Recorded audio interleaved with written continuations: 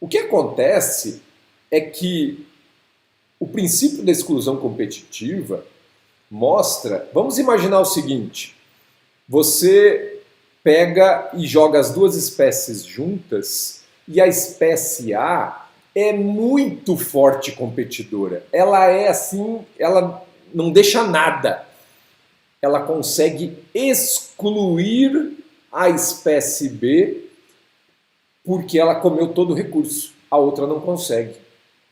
Então veja que a exclusão competitiva ela pode limitar, então ela segrega, olha, você só come o que é grande e eu só como o que é pequeno, mas ela também pode determinar, se você tem um competidor muito forte, que só aquele sobreviva. Ele realmente exclui. Aqui, veja, como essa espécie conseguia comer coisas pequenas, ela foi excluída dessa parte, mas ela consegue continuar aqui. Agora, se essa espécie for muito forte, e forte que eu digo não precisa ser forte de músculo, ela pode ser muito ágil, ela pode ser muito brava, ela pode ser N coisas, mas ela é um forte competidor. Ela consegue eliminar talvez essa outra espécie daqui. Então isso é muito importante que vocês percebam que dependendo, nós vamos já falar, logo em seguida, nós vamos falar de índice de competição, do alfa, do quanto que uma espécie é forte competidora. E com isso, ela pode acabar eliminando uma espécie de um determinado lugar. Quando eu falei lá no início das nossas aulas que envolve interação, de que a gente pode realmente determinar se uma espécie ocorre num lugar por causa de condição, recurso e interações. Se você tem um forte competidor, ele pode excluir a sua espécie de um lugar. Ela até poderia viver ali, tem condições e tem recursos, mas o recurso está sendo consumido por outro competidor, por outra espécie. Tá certo? Muito bem. Aí, se eu fosse falar para vocês cuidarem com um slide, esse slide aqui vocês precisam cuidar e precisam estudar muito ele, tá certo? E eu vou explicar por quê. Vejam o seguinte, vocês têm aqui 3 espécies. Isso aqui é a nossa estrutura de comunidade. Veja, espécie 1, espécie 2, espécie 3, número de indivíduos. Elas estão ali mais ou menos igual, isso não vai fazer diferença agora nessa nossa análise, que eu quero que vocês entendam, mas isso aqui é a nossa estrutura de comunidade.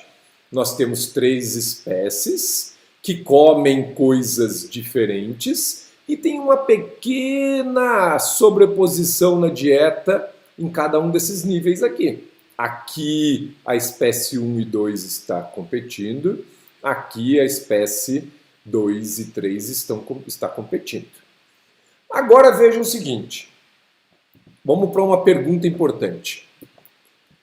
A diferenciação desse nicho, porque veja, isso aqui é o nicho realizado da espécie 1 em termos de dieta, nicho realizado da espécie 2 em termos de dieta, nicho realizado da espécie 3 em termos de dieta.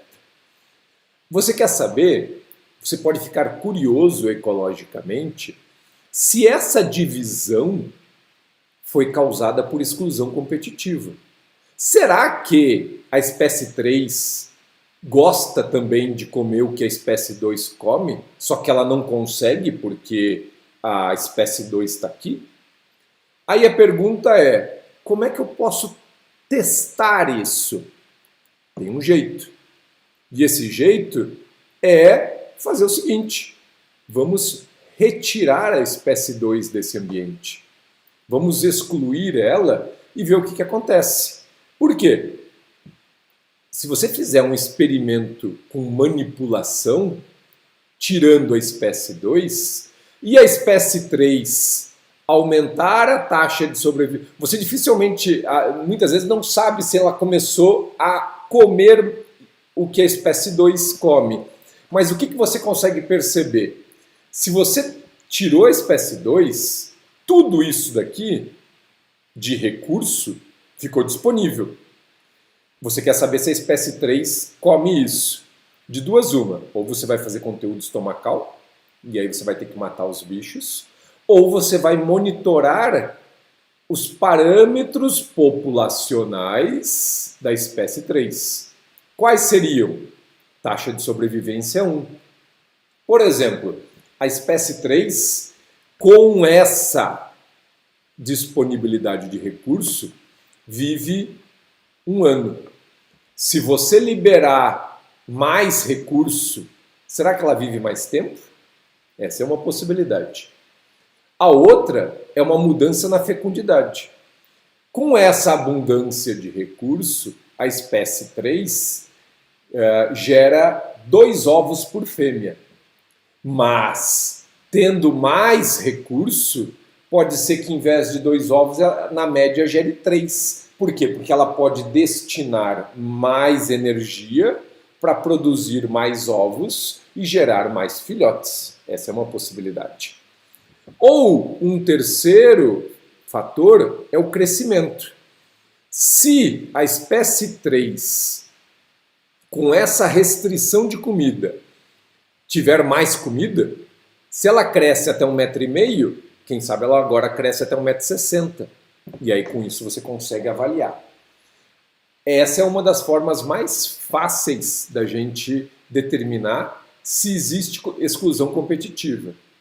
O difícil disso é que isso funciona bem para espécies de ciclo de vida curto, né?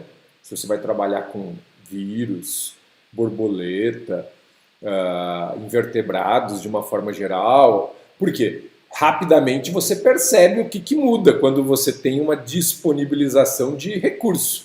Agora, trabalhar com mamífero, com gente, com elefante, imagina quanto tempo você precisaria monitorar a população para saber se houve uma mudança na taxa de sobrevivência, fecundidade e crescimento. Se torna praticamente impossível de você fazer, tá certo? Por isso que experimentos de competição são muito raros.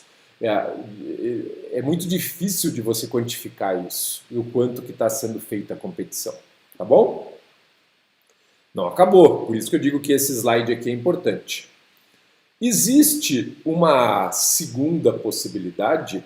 Vamos imaginar o seguinte: você quer saber se essa estrutura de comunidade, vamos imaginar que você tirou essa espécie e nenhuma das duas, nem a espécie 1 nem a espécie 3, mudou taxa de sobrevivência, fecundidade e crescimento.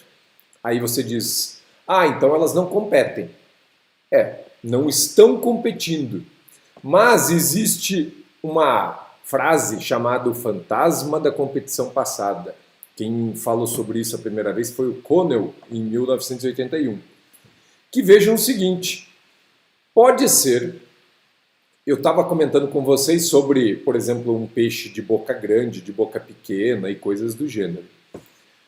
O fantasma da competição passada, e aí se você tem tempo para que haja uma evolução, pode ser que no passado as 3 espécies estivessem competindo. E o que aconteceu? Uma espécie se desenvolveu para comer coisas grandes, uma espécie se desenvolveu para comer coisas médias e a outra se desenvolveu para comer coisas pequenas. Se vocês querem ver um lugar interessante, procurem sobre os tentilhões de Darwin, que foi que deu origem, ou pelo menos parte, da evolução das espécies. Por quê? Lá ele verificou que no passado todas as espécies comiam mais ou menos tudo. E com o passar do desenvolvimento, uma determinada espécie começou a ficar com um bico curto e forte para comer grãos muito duros.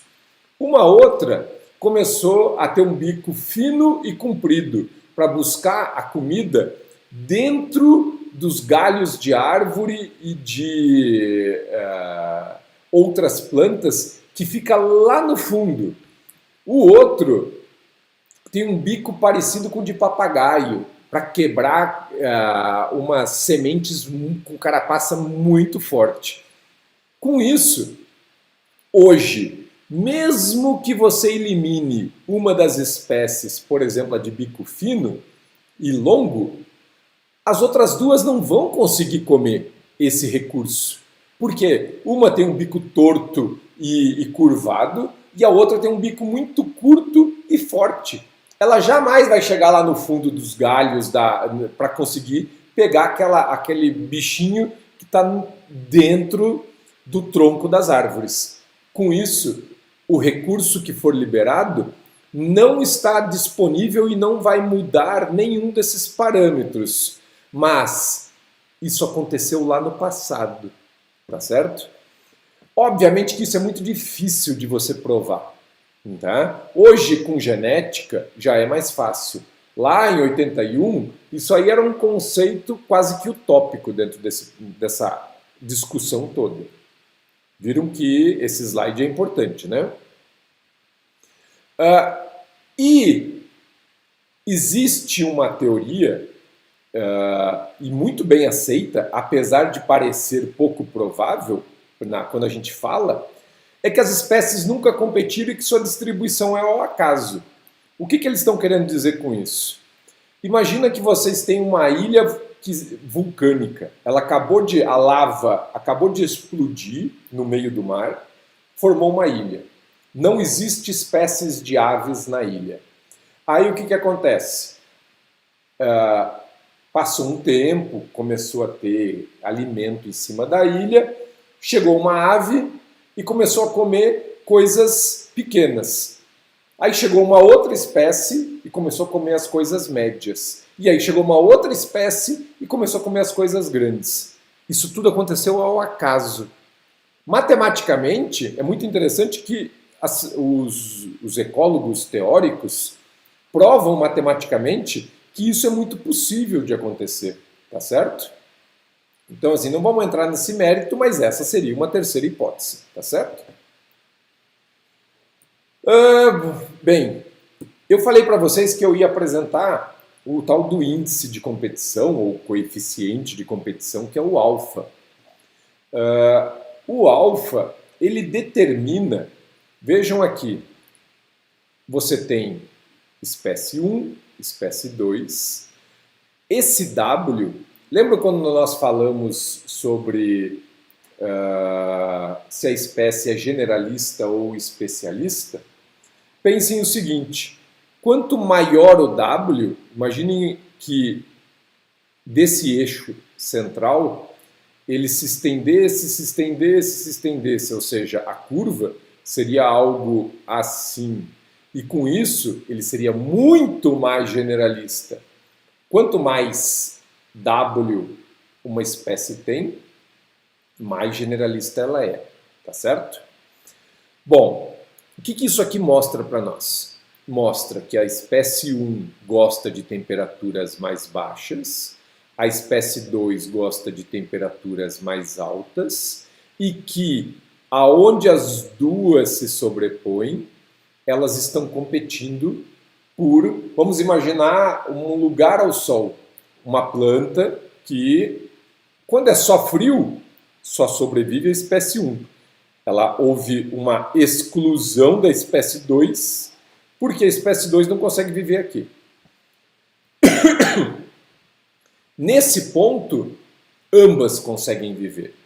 E aí o problema é o quanto que cada uma delas consegue suportar.